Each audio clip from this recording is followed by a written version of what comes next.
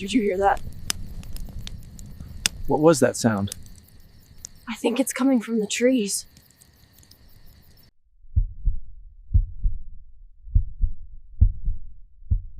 The Watchers in the Whispering Pines. We chose the Uwharrie National Forest because it felt ancient, a place where time moved differently. My friends, Maya and Sam, were believers in that sort of thing. Ley lines, lingering spirits, all of it. I was the skeptic, the one who tagged along for the fresh air and the challenge of the hike. I just never expected the forest to challenge me back. The first day was idyllic. Sunlight streamed through the canopy, dappling the forest floor in shifting patterns of gold.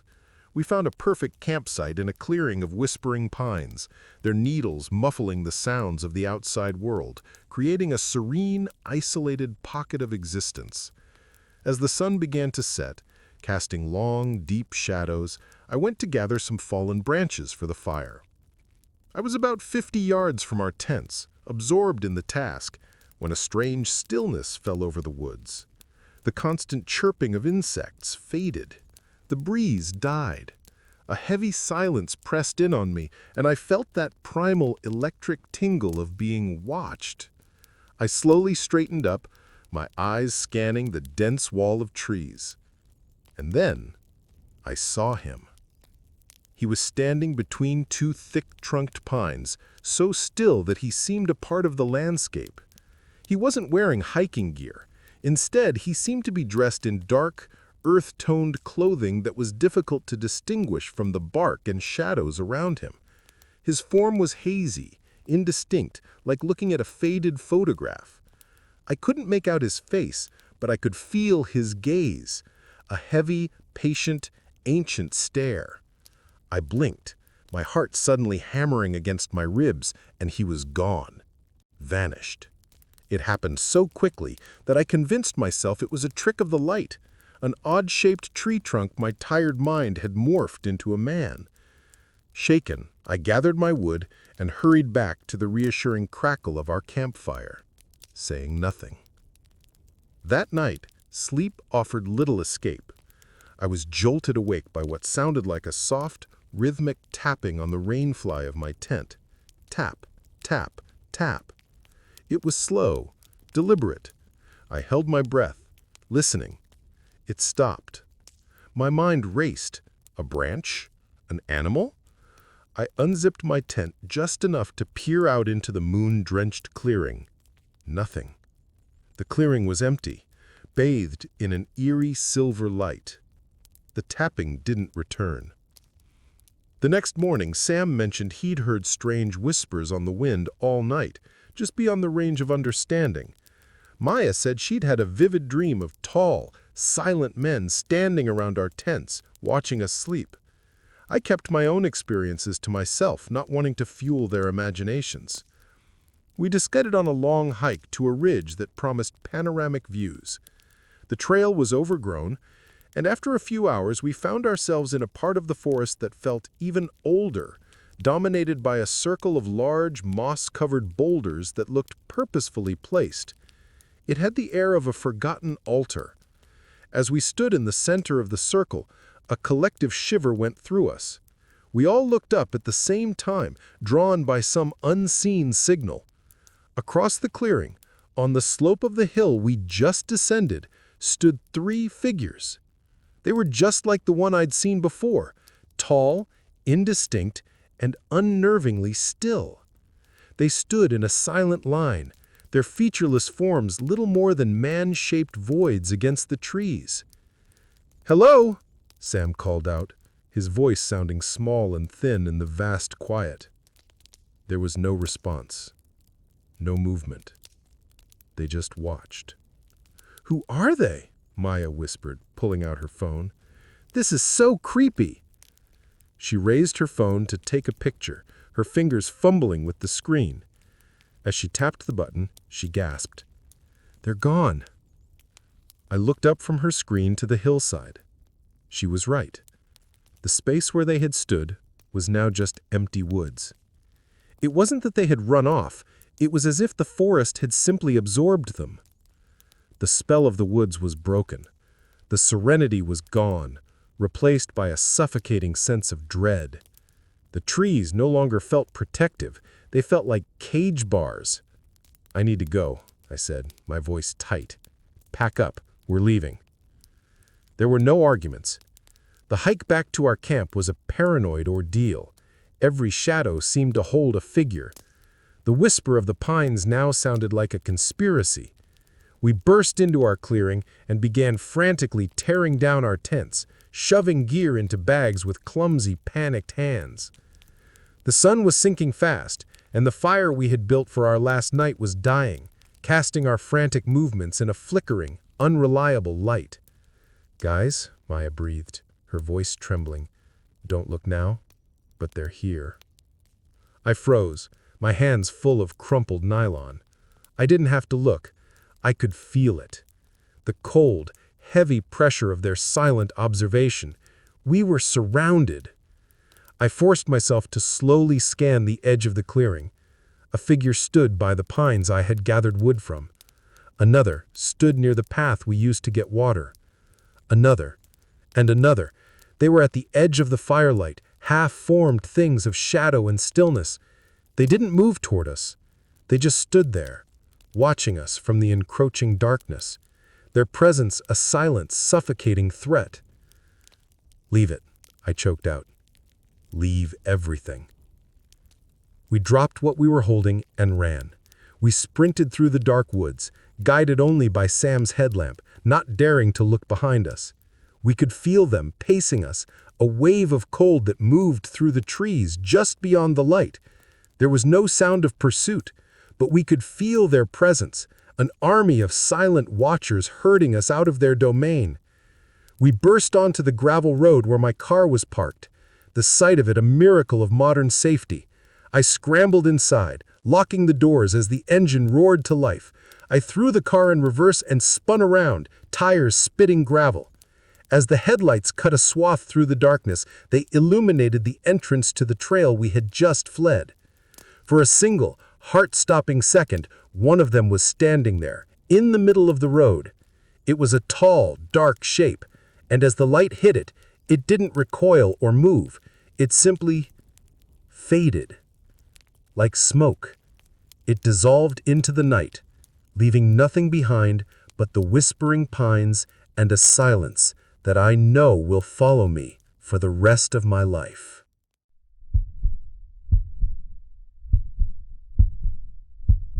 The tarp on the hill. The crisp autumn air was supposed to be a reset button. 3 days away from deadlines and screens, just me, Liam, and Chloe, surrounded by the fiery colors of the North Carolina woods. Liam, ever the seasoned outdoorsman, had picked a spot he promised was pristine, miles from any road, nestled by a gurgling creek. As we set up our tents under a canopy of blazing orange and red leaves, the only sounds were our own laughter and the gentle murmur of the forest. It was perfect. But as the sun dipped below the tree line, painting the sky in violet and rose, a different feeling began to settle in my gut. It was a primal prickle on the back of my neck, the kind that makes you feel like a prey animal that has just caught a predator's scent on the wind. I'd glance up from the crackling campfire, my eyes scanning the deep, impenetrable shadows pooling between the trees. I saw nothing, but the feeling persisted. It felt like the woods were holding their breath, watching us. "You okay?" Chloe asked, nudging my shoulder. "You've been quiet." "Yeah, fine," I lied, forcing a smile. "Just soaking it all in." I didn't want to be the paranoid one, the city kid spooked by a few unfamiliar noises. I told myself it was just the vastness of the wilderness, the unfamiliarity of true, deep darkness. The next morning, the sun burned away most of my unease. We made coffee and decided to explore the creek. We followed its winding path, hopping over moss-covered stones. That's when Liam, who was a few yards ahead, suddenly stopped. "Whoa, guys, look at this!" He was pointing at a small inlet where the water eddied. Snagged on a low-hanging branch was a piece of fabric. It was a delicate, floral-patterned cloth, the kind you'd see on a summer dress. But it was ripped violently, and a large, dark crimson stain bloomed across the fabric, spreading like a grotesque flower. It wasn't just stained, it was saturated. The water around it swirled with a faint pinkish tint. We stood in silence. The innocent explanations died on our lips. This wasn't a child's lost ribbon or a piece of picnic blanket. The jagged tear, the sheer amount of blood, it was evidence. "We should go back," Chloe said, her voice a tight whisper. "We should call someone." "There's no signal out here, Chloe," Liam reminded her, his usual calm demeanor strained. "We'd have to hike all the way back to the car. Let's not panic. It could be a hunter. Maybe they cleaned a deer here." None of us believed it. The fabric was too delicate, the scene too intimate and wrong. We decided to press on with our planned hike to a scenic overlook, a mutual, unspoken agreement to put distance between ourselves and the gruesome discovery. But the feeling of being watched returned, 10 times stronger than before. Every snap of a twig, every rustle of leaves just beyond our sight felt intentional. I kept glancing over my shoulder, my heart hammering against my ribs. The woods no longer felt peaceful. They felt menacing, claustrophobic. The trees seemed to lean in, their branches like grasping fingers. Once I could have sworn I saw a flash of movement in my peripheral vision, a dark shape darting behind a thicket of rhododendron. When I turned to look, there was nothing. "Did you see that?" I asked, my voice trembling. Liam and Chloe both shook their heads, but their eyes were wide and scanning the trees. The rest of the hike was a tense, silent march. The joy was gone, replaced by a gnawing dread. On the way back to our campsite, we took a slightly different path, hoping a change of scenery might change the mood. We were cutting across a steep, leaf-strewn hillside when my foot caught on something. I stumbled, catching myself on a tree. Looking down, I saw what I had tripped over. The corner of a dark green tarp, mostly covered by fallen leaves. "What's this?" Liam asked, coming over. He grabbed the corner and pulled. The tarp was heavy, stiff. As he dragged it out from under the leaves, a wave of metallic, coppery stench hit us so hard that Chloe gagged. The tarp was streaked and smeared with massive amounts of dried blood. In the center was a clean patch, as if it had been wrapped around something, or someone. It had been discarded here, hastily kicked over with leaves. This was it. This was the other piece of the puzzle. The dress, the blood, the tarp. We were standing in the middle of a crime scene. Panic, cold and sharp, finally broke through our attempts at rationalization. "We have to go. Now," I said, my voice cracking. We didn't even bother packing up the tents. We grabbed our backpacks, our water, and we ran. We crashed through the underbrush, not caring about the trail, driven by a singular, desperate need to get out. Behind us, I heard a sound that was not the wind.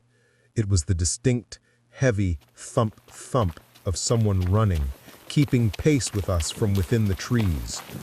They weren't trying to be quiet anymore. They wanted us to know they were there. We ran harder, branches whipping at our faces, our lungs burning.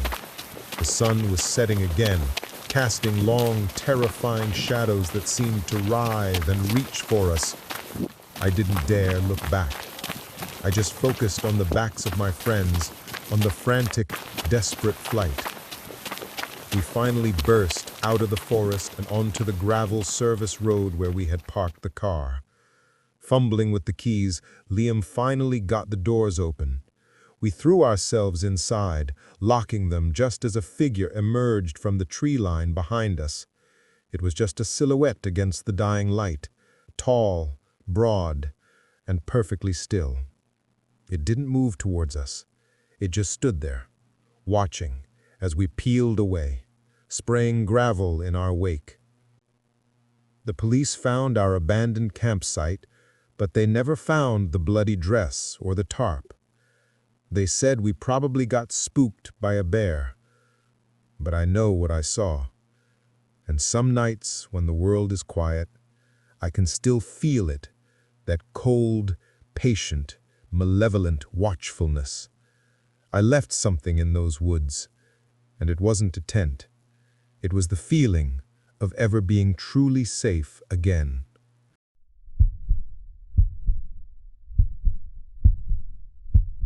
Creepy encounter in the Pisgah National Forest.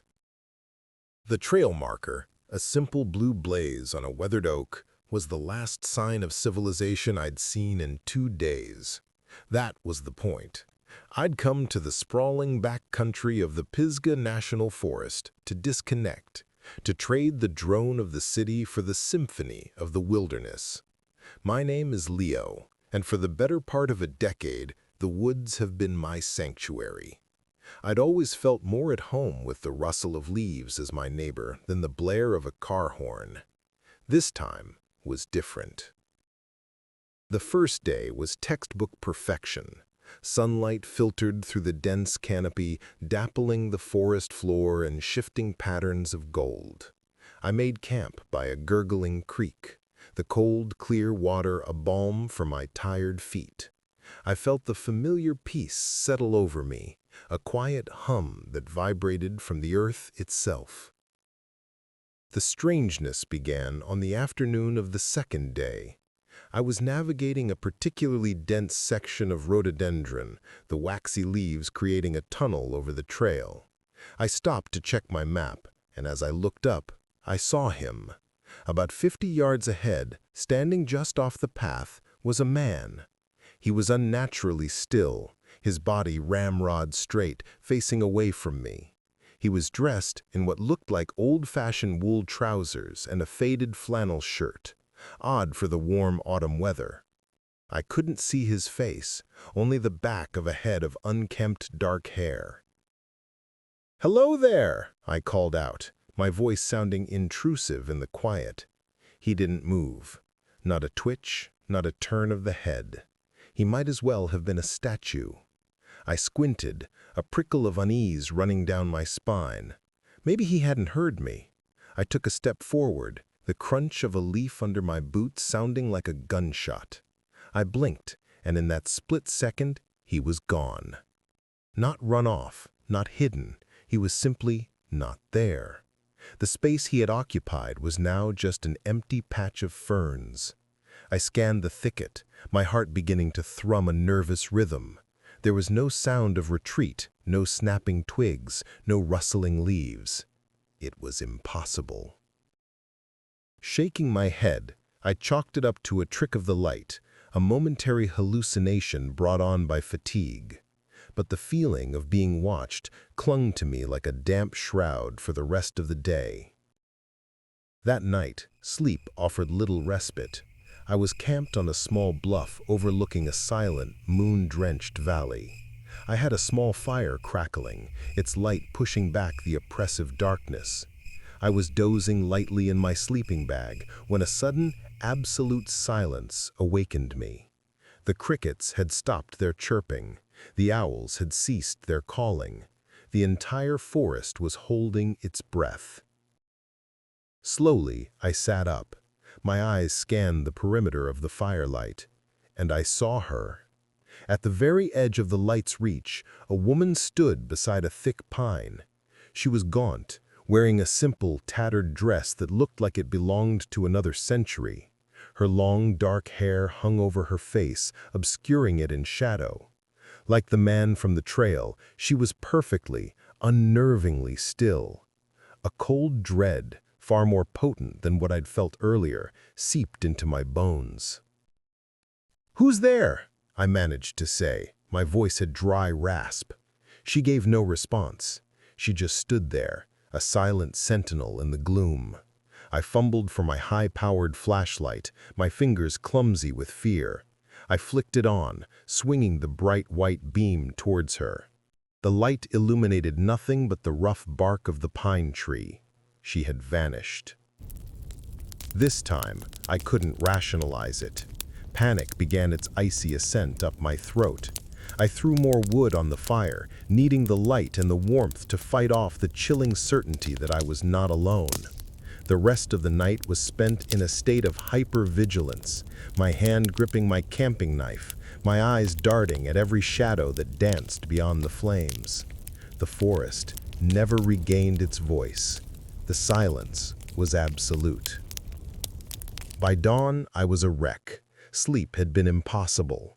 I broke camp with frantic energy, my only thought to get back to the trail and put as much distance as possible between me and this place. I didn't bother with breakfast. The fear was a knot in my stomach that choked out any thought of hunger.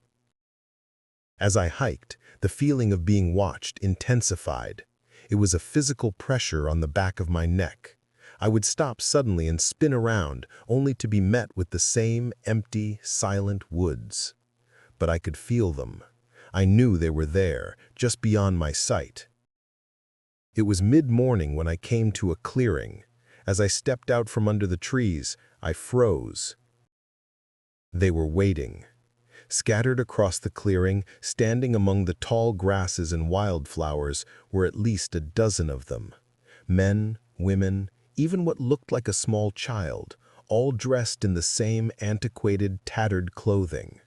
They stood in motionless clusters, all turned towards me. From this distance, I could see their faces, or rather, the lack thereof. Their features were indistinct and blurry, like a photograph left out in the rain. Their eyes dark, empty smudges. They didn't move. They didn't speak. They just stood there, their collective, silent gaze pinning me to the spot.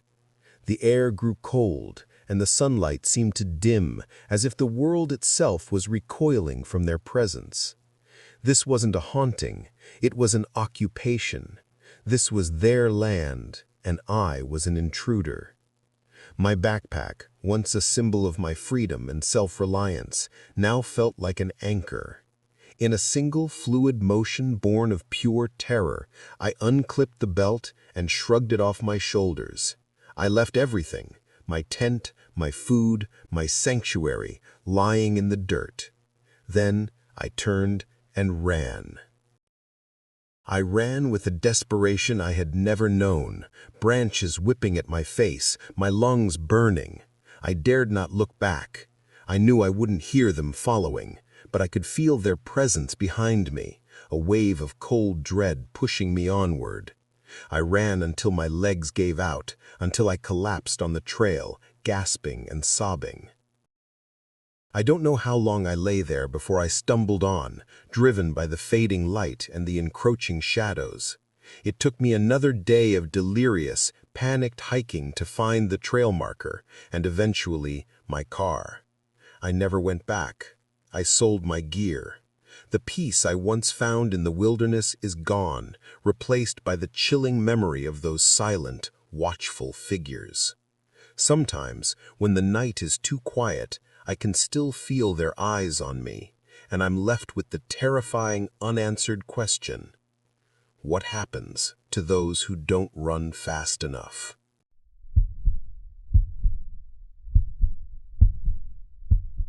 No Signal Ridge. The whole point of the trip was to disappear. Jenna called the spot No Signal Ridge, a place so deep in the mountain wilderness that our phones became useless rectangles of glass and metal. A digital detox, she'd called it, smiling. To me, Ben and Jenna, three people worn thin by the constant hum of city life, it sounded like salvation. We didn't know it was an invitation. The forest was older and darker than I'd anticipated. The canopy was so thick that by late afternoon, the light on the forest floor was already the color of a deep bruise. The air was heavy and still, carrying the scent of damp earth and decay.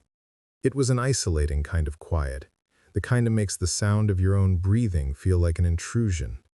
By the time we set up our tents, the world had shrunk to the small, flickering circle of our campfire. "See?" Jenna said, beaming as she poked the logs. "Total peace." But it wasn't peaceful. As true darkness flooded the woods, a different feeling crept in. The silence wasn't empty, it was watchful. My skin prickled. I kept glancing into the impenetrable blackness beyond the firelight, my mind playing tricks, turning twisted branches into hunched figures and the sigh of the wind into a whisper. The first sound was a branch snapping. It wasn't the gentle crack of old wood settling. It was a loud, sharp report that sounded impossibly close, just beyond the ring of our light. "Probably just a deer," Ben said, though his voice was a little too high, his eyes a little too wide. We all agreed, a little too quickly. An hour later, we heard the growl.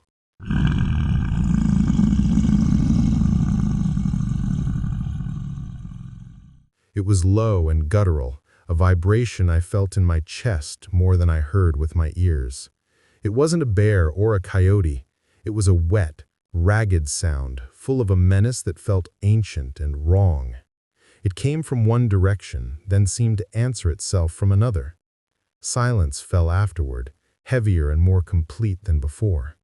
We didn't talk about that sound. We just retreated to our tents, zipping them up tight, as if the thin nylon could offer any real protection. Sleep was a shallow, fitful thing.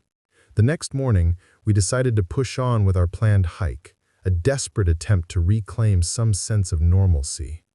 The trail led us through a narrow ravine where the rocks were slick with moss and the air was cold. That's where we found the footprints. They were pressed deep into a patch of mud near a stream. They weren't from a boot, and they were no animal I'd ever seen. They were long and narrow, like a human foot, but the toes, there seemed to be too many, were splayed unnaturally wide, and at the back, where a heel should be, was a deep, sharp divot, as if it ended in a claw. We stared at them, the blood draining from our faces. There was a single track, leading from the stream and disappearing into the dense undergrowth up the steep bank. We abandoned the hike and were heading back to camp when Jenna stopped, pointing across the valley. "Look, another hiker." On a parallel ridge, maybe half a mile away, a lone figure stood silhouetted against the sky. He was perfectly still, facing our direction. Even from that distance, there was something strange about his posture, too rigid, too still. He was just watching us. We waved, a hesitant collective gesture. The figure didn't respond. I squinted, trying to make out details, and when I looked back, he was gone. There was nowhere he could have gone that quickly without simply vanishing. The dread was a physical thing now, a cold weight in our stomachs. Back at the camp, the woods felt different, hostile. We built up the fire, but it felt like we were on a tiny, fragile island in an ocean of darkness. As night fell, the whispers started. They weren't in English, not in any language I could recognize. They were sibilant and dry, like leaves skittering across pavement, and they came from all around us, just at the edge of hearing.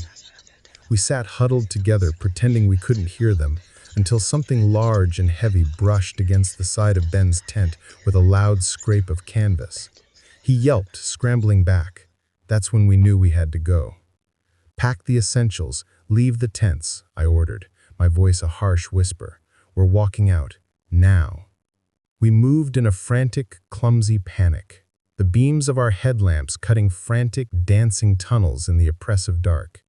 Every rustle of leaves, every shadow was a fresh wave of terror.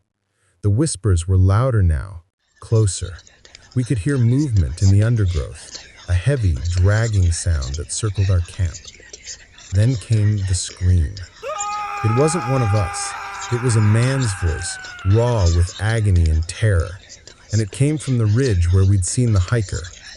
The scream was abruptly cut short, silenced with a sickening, wet crunch. That was it. We dropped everything, and we ran. We crashed through the forest, blind to everything but the narrow path illuminated by our lights. Behind us, the woods erupted.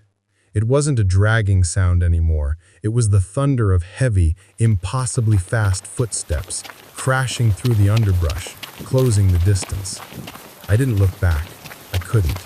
I just knew that whatever was making that sound wasn't human. We burst onto the gravel access road, sobbing and gasping for air. The car was the most beautiful thing I had ever seen. We piled in, locking the doors as I fumbled with the ignition. The engine turned over with a roar that was the sound of hope itself. I slammed the car into drive and hit the gas. The headlights sliced through the darkness, illuminating the trail we had just fled. For a split second, something stood there. It was tall, impossibly thin, with limbs that bent at angles that were all wrong. Its skin was the pale color of turned earth, and it had no face, just a smooth, blank surface. Before my mind could fully process the nightmare standing before us, it dissolved back into the shadows, swallowed by the night. We drove for an hour before anyone spoke. We never went back. We told the police we got lost and spooked, leaving out the parts they would never believe. They listed the other hiker as missing, another soul lost to the mountains. I live in the city now, surrounded by light and noise. But sometimes, in the dead of night, when the world is quiet, I can still hear it. The dry whisper and the static of an untuned radio. The sound of something heavy being dragged just outside my window. We made it off the ridge, but I know, with a certainty that chills me to the core, that we didn't come back alone. Thanks for watching. What whispers do you hear when the lights go out? If you have a creepy encounter you'd like to share, you can send it to mycreepyencounter@gmail.com. If you've had a moment when the world felt just a little bit wrong, leave a comment below. Until next time, stay safe and remember, you're never truly alone out there.